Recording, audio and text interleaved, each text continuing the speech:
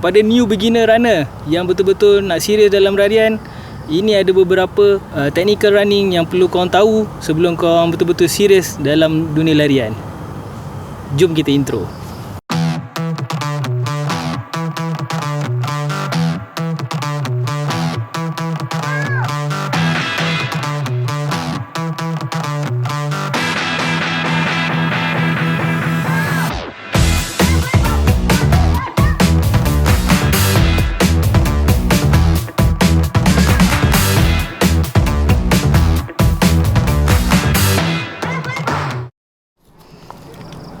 Okay, sekarang kita berada di dalam hutan dalam trail. Ni kawasan lari. Ni trail untuk buat training, hill training ke. So aku saja masuk dalam ni dengan attire yang tak proper. Aku shoot video sikit untuk perkongsian sahabat-sahabat di YouTube. Tinggi juga belakang.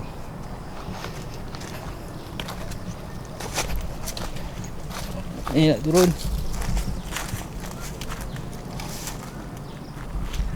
Seronok kat sini dia macam playground, boleh pusing-pusing, boleh buat beberapa loop. Masuk dalam hutan ni pada aku seronok. Syok sebab menenangkan, dan juga kalau bukan trail running lah, kalau macam aku buat walking kan, hiking macam ni pun dapat bakar banyak lemak dapat bakar banyak kalori. Seronok masuk dalam hutan ni, view, dengar bunyi-bunyi alam semula jadi. Tenang release sikit daripada kerja, release tension sikit daripada kerja. Firstly, sebagai disclaimer, aku nak bagi tahu aku ni sebenarnya bukanlah pro runner ataupun coach ke ataupun orang yang dah lama berkecimpung dalam bidang larian. Lah orang baru, tapi tahun ni dah nak masuk 2 tahun aku berlari, dan daripada pengalaman aku dan juga pembacaan aku nak kongsilah apa yang aku dapat, dan juga benda ni mungkin berguna dan aku sendiri pun praktikkan dalam aku punya sesi larian. Okey, yang pertama, teknikal yang korang perlu tahu adalah heart rate. Heart rate ni adalah kadar degupan jantung kita ketika kita membuat aktiviti larian. Okey, daripada dalam kategori daripada teknikal yang pertama ni, heart rate ni kita dah boleh tahu beberapa perkara, iaitu beban kita punya training, iaitu daripada heart rate ni dia terpecah kepada 5 fasa. Kalau sebab tu kita perlukan jam yang ada monitoring heart rate ketika kita buat training tu, supaya kita boleh tahu kita berada dekat fasa mana dalam kita punya larian tu. Heart rate ni dia terpecah kepada 5, iaitu yang pertama aerobic power, aerobic endurance. Lepas tu yang kedua, fasa yang kedua, zone kedua kita panggil aerobic power. Yang ketiga kita panggil threshold. Yang keempat kita panggil anaerobic power.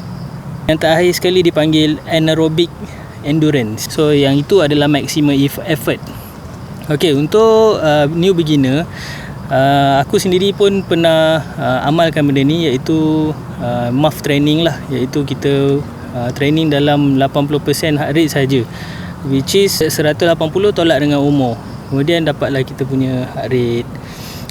Lagi satu, korang kena tahu, untuk new beginner better kita training dalam zone 1 ataupun zone 2 saja. Naikkan kita punya training mileage ataupun kita panggil base run. Okey, memang disarankan kepada new runners. Macam aku sendiri pun memang mula-mula dulu aku banyakkan base run saja. Apa kebaikan untuk base run ni? Kebaikan base run ni, bila aku dah buat banyak, kita dapat regulate kita punya heart rate supaya tak spike masuk dalam zone 3, zone 4 dan ke atas lah. Supaya kita boleh biasakan body kita dengan load yang kita buat hari-hari. Contohnya kalau kita dah serius nak masuk ke half marathon ke full marathon, memang coach akan sendiri suggestkan kita untuk dapatkan lebih banyak mileage lah, weekly mileage yang lebih tinggi. So larian kita mingguan tu berapa jauh, berapa banyak. Okay, so kita pergi kepada kategori yang kedua, iaitu kategori pace, technical pace. Pace ini adalah kelajuan larian dalam unit berapa minit per kilometer. So kita dapat 1 kilometer tu berapa minit kita habiskan. So kat situ cara nak mengukur kelajuan larian kita.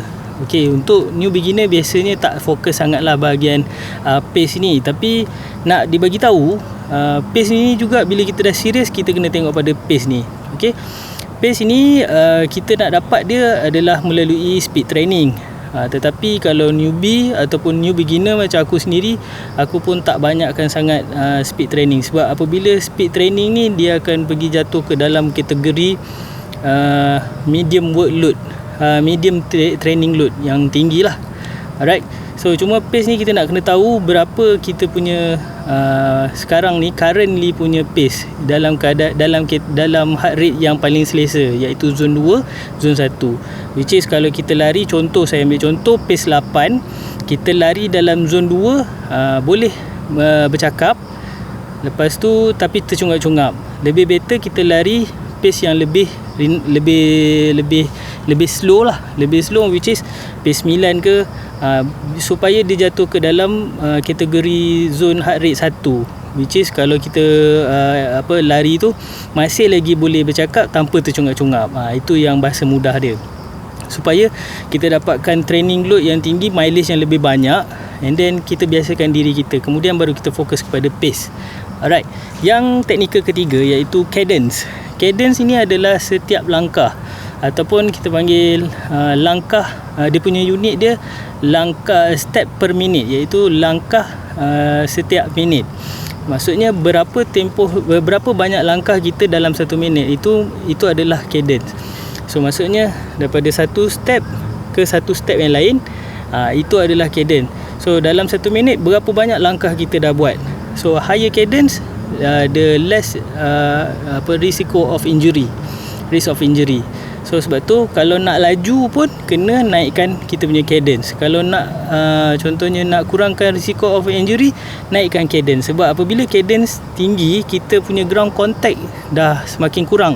So maksudnya cepat, kita punya ground contact lebih cepat.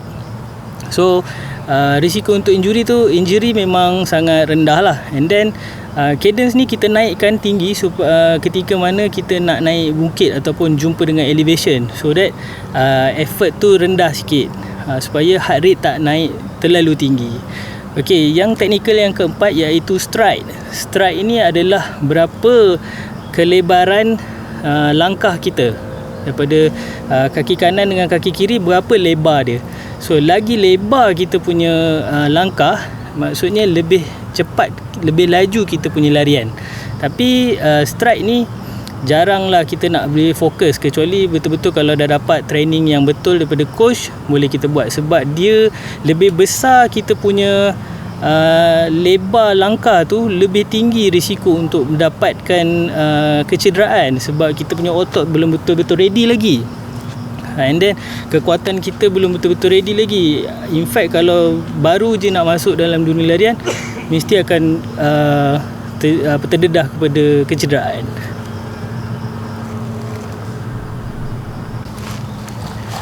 Okey, secara basicnya untuk kita naikkan kelajuan, kita mesti kawal dua, iaitu cadence dan juga stride line kita. So lagi tinggi cadence, lepas tu bersama-sama dengan lebih besar stride, so maksudnya larian kita lebih laju. Tapi kalau kita tak cukup training yang betul, heart rate mesti naik ke maximum effort ataupun ke zone yang bahayalah untuk jantung. Okey, seterusnya kita cerita pasal teknikal yang kelima, iaitu training load. Untuk new beginner, macam aku sendiri pun memang mengamalkan, untuk apabila aku nak join mana-mana race, aku akan start untuk naikkan training load.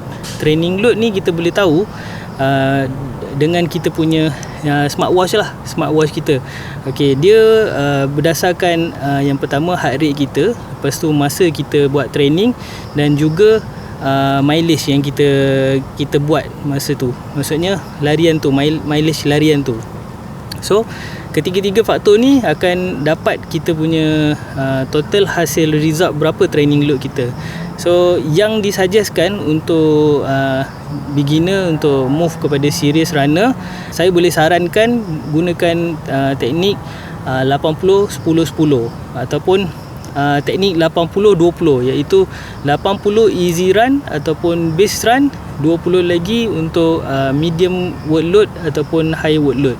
So dekat situ boleh improve kita punya pace dan juga boleh maintain kita punya stamina, kemampuan untuk berlari.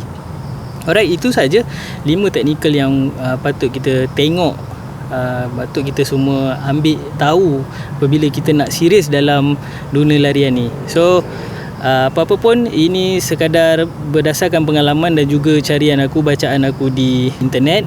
Jadi kalau benda ni manfaat, sila tuliskan komen apa pendapat korang kat bawah, dan kalau ada soalan boleh aku tolong jawabkan. Dan jika benda ni bermanfaat, sila kongsikan pada kawan-kawan korang, dan jangan lupa belanja satu subscribe.